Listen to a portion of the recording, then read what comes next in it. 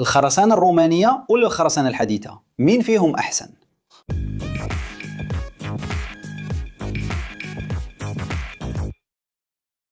ازيكم يا عشاق الهندسة؟ النهاردة هنكشف لغز محير ناس كتير.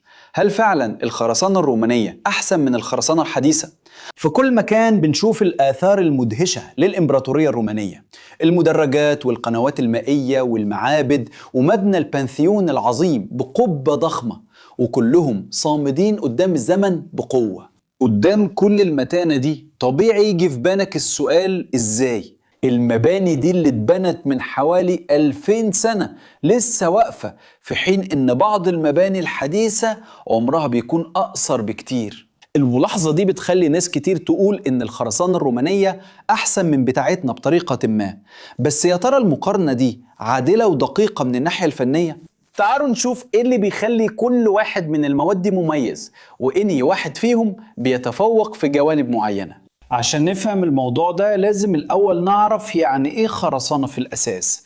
الخرسانة هي مادة مركبة بتتكون من خلط مادة رابطة، اللي في حالتنا هي الأسمنت، اللي بيربط الركام زي الرمل والزلط مع إضافة المية.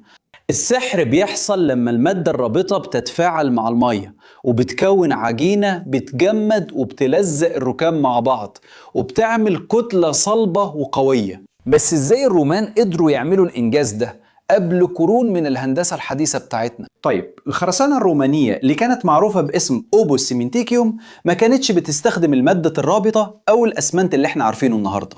المادة الرابطة بتاعتها كانت خليط خاص من الجير الحي وكروشيالي، وده مادة بركانية كانت موجودة بكثرة في منطقة بوتسولي جنب نابولي، واسمها الرماد البركاني، أو زي ما الناس بتسميها غالبا بوزولانا. وكمان كانوا بيستخدموا ركان زي الصخور البركانية، وخاصة في الهياكل البحرية كانوا بيخلطوا المزيج ده بمية البحر. الفرق الكبير كان في التفاعلات الكيميائية اللي بتحصل لما الجير والبوزولانة بيتخلطوا مع المية، وفي حالة الهياكل الساحلية والبحرية مع المية المالحة. المواد دي كانت بتكون نوع خاص من سيليكات الكالسيوم والألومنيوم المائية، اللي الباحثين بيسموها جيل كاش أو هيدرات ألومينو سيليكات الكالسيوم. التفاعل ده ما كانش سريع زي الأسمنت الحديث، كان عملية بطيئة وتدريجية، ممكن تاخد سنين عشان تكتمل بالكامل. المتانة اللافتة للخرسانة الرومانية خصوصا في البيئات القاسية زي البحر جاية من الكيمياء الفريدة دي. مية البحر بدل ما تبوظ الخرسانة كانت بتشارك في التفاعل. الكبريتات اللي موجودة في مية البحر كانت بتتفاعل مع الألومنيوم اللي في البوزولانة وبتكون معادن زي التوبرمورايت وكلورايد ألومينات الكالسيوم. المعادن دي كانت بتملى مسام الخرسانة وبتخليها أكتر كثافة ومقاومة لاختراق المواد المسببة للتآكل مع مرور الوقت. وكمان التركيبة دي كانت بتدي للخرسانة الرومانية قدرة مذهلة على إنها تصلح نفسها بنفسها. الشروخ الصغيرة اللي كانت بتظهر مع الوقت كانت ممكن تتصلح بسبب التفاعل المستمر بين الجير والمية والبوزولانة، وده كان بيكون بلورات جديدة بتقفل الشقوق دي. ده معناه انه مع الوقت الخرسانة الرومانية في ظروف معينة كانت بتبقى اقوى واقل نفاذية للمية. بس يا ترى الخرسانة السحرية دي ما كانش لها عيوب؟ بص، رغم عمرها الطويل وقوتها في البيئات البحرية، الخرسانة الرومانية كان ليها شوية حدود. قوة تحملها للضغط رغم انها كانت كويسة نسبيا، غالبا ما كانتش بتوصل لمستوى الخرسانة الحديثة عالية الأداء. والأهم من كده مقاومتها للشد كانت ضعيفة جدا زي أي مادة خزفية تانية. ده معناه انه كان ممتاز في تحمل الأحمال الضاغطة في القباب والأقواس، لكن مش كويس في مقاومة القوة اللي بتشده أو بتثنيه. علشان كده الهياكل الرومانية كانت غالبا ضخمة وبتعتمد بشكل كبير على شكل الهيكل نفسه علشان توزع الأحمال. كمان عملية المعالجة كانت بطيئة جدا، وده مش هيكون مناسب مع سرعة البناء اللي بنشوفها دلوقتي. وطب احنا الخرسانة بتاعتنا اللي فيها مميز وخلاها أكتر مادة بناء مستخدمة في العالم. طيب، الخرسانة الحديثة اللي غيرت مجال البناء معتمدة بشكل أساسي على إسمنت بورتلاند اللي اخترعه جوزيف أسبيدن في القرن التاسع عشر. اسمنت بورتلاند بيتصنع من طحن الكلنكر، وده عبارة عن خليط من الحجر الجيري والطين اللي بيتحرقوا في درجات حرارة عالية. لما بنضيف الجبس على اسمنت بورتلاند وبنخلطه مع المية بيحصل تفاعل إماه، وده بينتج سيليكات الكالسيوم المائية وهيدروكسيد الكالسيوم. التفاعل ده سريع وفعال، وده بيسمح للخرسانة توصل للمقاومة التصميمية بتاعتها في أسابيع مش في سنين. الركام زي الرمل والزلط والمية بيكملوا الخلطة. النهاردة كمان بنستخدم مجموعة كبيرة من الإضافات الكيميائية عشان نحل مشاكل معينة، زي المولدنات الفائقة عشان نخلي الخلطة أكثر سيولة، ومسرعات أو مبطئات الشك عشان نتحكم في وقت التصلب، ومضادات حبسة للهواء عشان نقوي مقاومة الخرسانة للتجميد والذوبان، وحاجات تانية كتير. الميزة الكبيرة في الخرسانة الحديثة هي تعدد استخداماتها وقوة تحملها الكبيرة للضغط اللي ممكن تكون أعلى بكتير من الخرسانة الرومانية. لكن نقطة التحول الحقيقية كانت اختراع الخرسانة المسلحة. لما ضفنا الحديد جوه الخرسانة قدرنا نتغلب على ضعفها في مقاومة الشد. الحديد بيمتص إجهادات الشد في حين إن الخرسانة بتمتص إجهادات الضغط، وده بيخلق مادة هجينة بتسمح ببناء هياكل أنحف وبفتحات واسعة، وده كان مستحيل يحصل بالخرسانة العادية. توحيد إنتاج إسمنت بورتلاند والخرسانة الحديثة كمان بيسمح برقابة جودة صارمة وإنتاج ضخم بيقدر يلبي احتياجات البناء على مستوى العالم. مع ذلك الخرسانة الحديثة لها برضه حدودها. من غير الحماية المناسبة ممكن يكون عرضة لعمليات تدهور زي الكربنة. أنا بالفعل عملت فيديو عن الموضوع ده هنا على القناة. وكمان هجوم الكبريتات والكلوريدات خصوصا في البيئات البحرية اللي ممكن يسبب تمدد وتشققات. إنتاج أسمنت بورتلاند كمان عملية بتستهلك طاقة كبيرة وبتطلع كمية كبيرة من ثاني أكسيد الكربون، وده بيمثل تحدي بيئي كبير. طيب مين فيهم فعلا الأفضل؟ الإجابة زي ما هو الحال دايما في الهندسة بتعتمد على أنت محتاج إيه.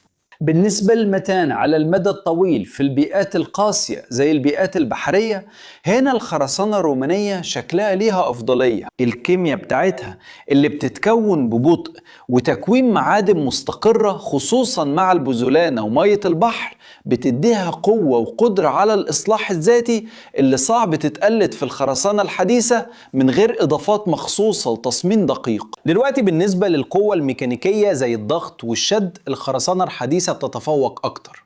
مع اسمنت بورتلاند وبالذات مع التسليح بالحديد، الخرسانة الحديثة بتوصل لقوة ضغط والأهم كمان قوة شد. ده بيسمح بإنشاء هياكل أخف وأكثر كفاءة في استخدام المواد مع نفس قدرة التحمل، وكمان بيدينا القدرة نبني أشكال وأحجام الرومان ما كانوش يحلموا بيها.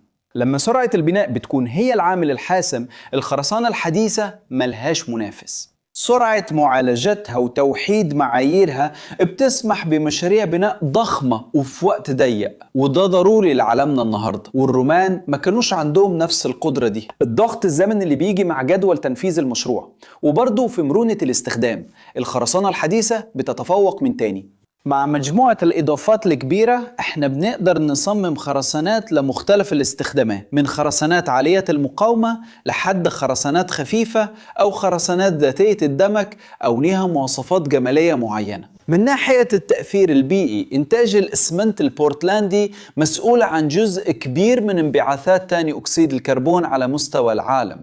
مع أنه حجم الإنتاج عند الرومان كان أقل بكتير، استخدامه من المواد البذلانية وطريقة المعالجة البطيئة بتخلي الخرسانة الرومانية ممكن تكون أقل تأثير على البيئة أثناء التصنيع. من حيث الحجم، لو تجاهلنا لوجستيات الحصول على المواد، في بعض الحالات البحث عن أنواع إسمنت أكثر استدامة حتى اللي فيها مواد بذلانية لسه مجال بحث نشط لحد النهاردة. دلوقتي من ناحية التكلفة والإنتاج الضخم، الخرسانة الحديثة تعتبر حل محسن عالميا من ناحية التكلفة والإنتاج على نطاق واسع، وبتلبي طلب غير مسبوق على البناء. المواد والطرق اللي كان بيستخدمها الرومان كانت أكتر محلية ومتأقلمة مع اللي متوفر في كل منطقة.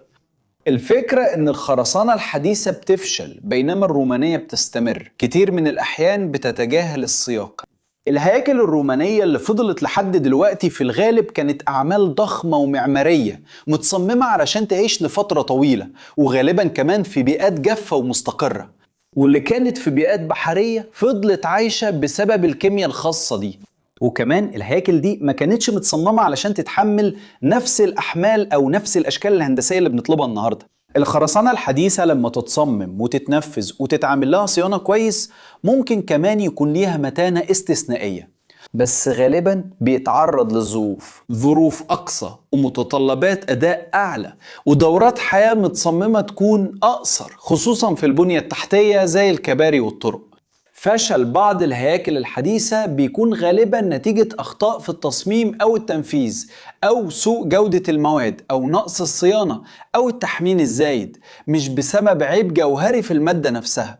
هل يا ترى مستقبل قطاع البناء هيشهد عودة؟ الحقيقة إن المهندسين والعلماء بيدرسوا الخرسانة الرومانية بشكل نشيط. الأبحاث بتحاول تفهم كيمياء الخرسانة دي بشكل أفضل عشان يطوروا أنواع جديدة من الأسمنت والخرسانة اللي بتجمع بين مميزات المتانة والاستدامة زي الرومان زمان، لكن في نفس الوقت يكون عندها الأداء العالي والمرونة اللي محتاجينها في القرن ال21. لو وصلت لحد هنا وعجبك الفيديو اشترك في القناة لو لسه مش مشترك، وسيب لايك وفعل الجرس عشان توصلك كل الإشعارات. ولو شايف ان المحتوى بتاعنا مفيد او عجبك بأي شكل فكر تبقى عضو معانا وتدعمنا عشان نقدر نكمل وننتج محتوى على المنصة.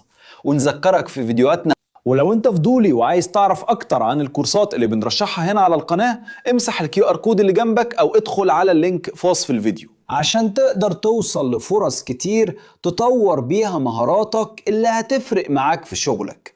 وانت انهي نوع من نوعي الخرسانة شايفه اكتر اثارة؟ زرت كده أي منشأة رومانية وبهرك؟ سيب لي تعليق وقولي. هنا جنبك في خيارين لفيديوهات شيقة لازم تتفرج عليهم عشان توسع معرفتك وتشبع فضولك. ولو حابب تدعمنا كل اللي عليك تعمله هو تدوس لايك، تشترك في القناة، تفعل الجرس، وتفكر تبقى عضو في القناة. كده يا عشاق الهندسة تحية كبيرة واشوفكم في الفيديو الجاي.